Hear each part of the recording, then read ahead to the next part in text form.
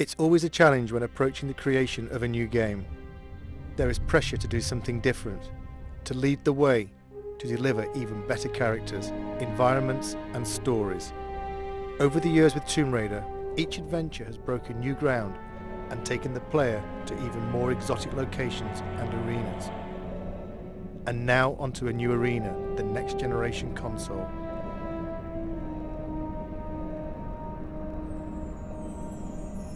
Our vision is to take the player somewhere dark, a place they might not necessarily wish to go, but a place that they'll have to venture if they want to bring Lara back. This world is from the imagination, but based in reality. A dark world, a dangerous world, a world that reflects the change in Lara. It will be a new experience, one that will almost be shocking to people who have played Tomb Raider in the past. From the catacombs of the Louvre to the alleys of Prague, we searched for the seedier side of life. A world that you wouldn't normally see Lara in, but a world that she has no choice but to inhabit. Like her audience, like the game's consoles themselves, Lara has grown up.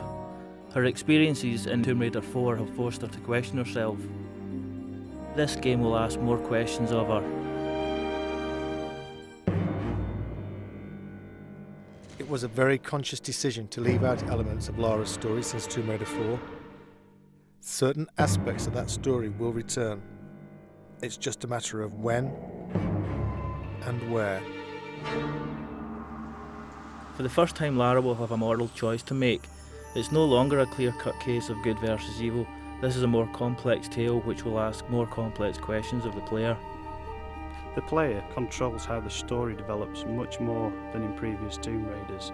Basically, when Lara talks to a character, the player can also choose whether Lara is nice, nasty, or dismissive to another character.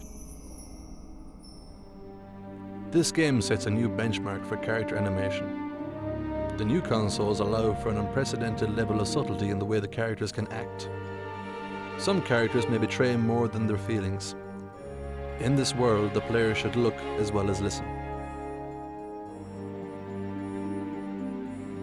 The advancements in game technology allow for much more complex movement from the characters.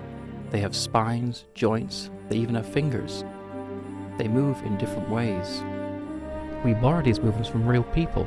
The man on the A57, the woman on the bus. They travel much further than they think. The player will choose which paths to take, which characters to trust, which lies to believe, and which enemy to face. Some enemies may become allies. Some enemies may become something far worse. Certain enemies have taken years of conception, gestating through design and redesign. I am the first to see them born, the first to guide them through the early stages, their first steps, their first kills, until they are finally unleashed upon the world.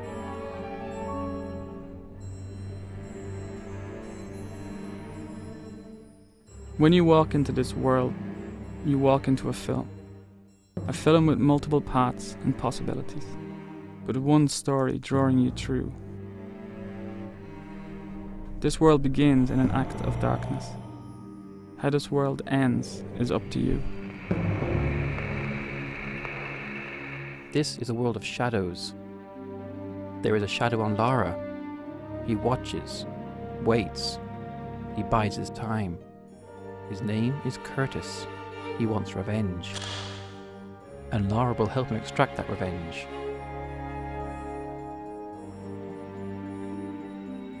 For the first time, there is another playable character in Tomb Raider. A character whose abilities combine the supernatural with the superhuman.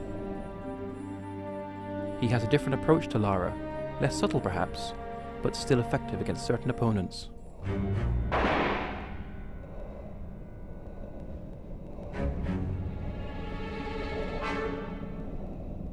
It's a much more intelligent game for the enemies as well as Lara. The PlayStation 2's got much more power to process enemies doing much more complicated things. The enemies in the game have evolved. They will work together. Notice when another enemy is killed and react accordingly. These enemies will pursue Lara. They will not stop. They have not stopped in 600 years. The Monstrum, the Cabal, Eckhart. An unholy trinity guided by an unspeakable force. Their origins lie in the annals of alchemy, not in its purported search for the secrets of gold, but in its real search for the secrets of the atom. If you control the atom, you can control life. You can create life, and you can steal life from others.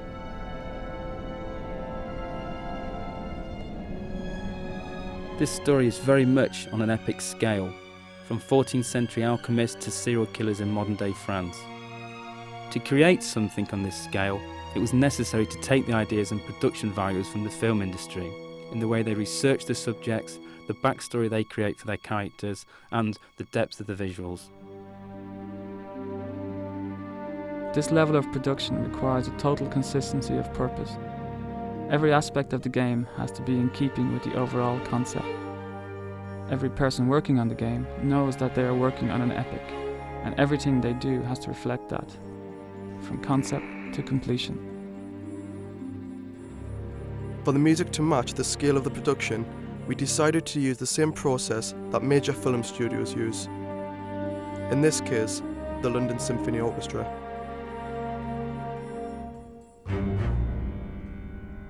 It's an overwhelming thought having your music played by 84 of the world's top musicians, but the effect of the music when playing Angel of Darkness will be well worth the shredding of our nerves. On the day of the recording, we are in the good hands of Abbey Road Studios and David Snell, the conductor. In a sense, he visualises the music and translates it to the ears. We wanted the music to be ever present, draw you into the world without you noticing. Part of the style of this game is that all the elements work together, bide their time, wait for the moments when they are needed. At core, we had a very clear vision of where we wanted to go. We wanted to take the Lara we all knew and put it into a game, a situation that no one knows. Tomb Raider has always set the benchmark for games. This game will be no different. Some may see elements of various filmmakers, such as Luc Besson, David Fincher. Some may see elements of various artists, Grunwald, Bosch. All will see something they haven't seen before. When we wrote this story, we wrote a book. This game is only the first few chapters of that book. This game opens a lot of doors and only closes a few of them.